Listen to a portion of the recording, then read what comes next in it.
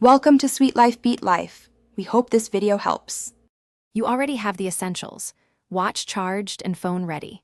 First, power on the watch and put it in pairing mode, usually by holding the side button or selecting pair from the watch menu. On your phone, open Bluetooth, and if the app requires it, enable location services. This helps device discovery.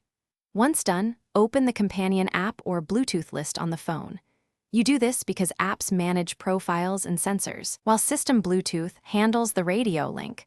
Both must agree to connect. You should now see the watch in your phone's device list. Tap its name to begin. If a PIN or passkey appears, compare the numbers on both screens and accept. This prevents accidental pairing with other devices.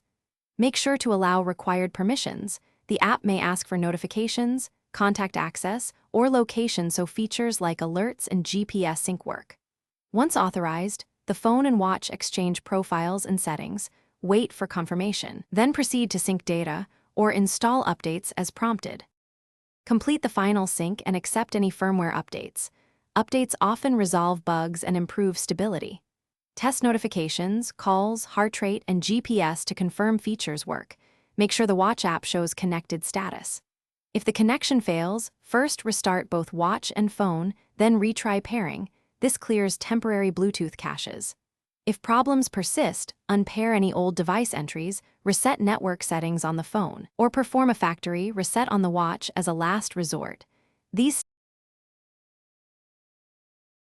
Thanks for watching. Consider subscribing if we helped you.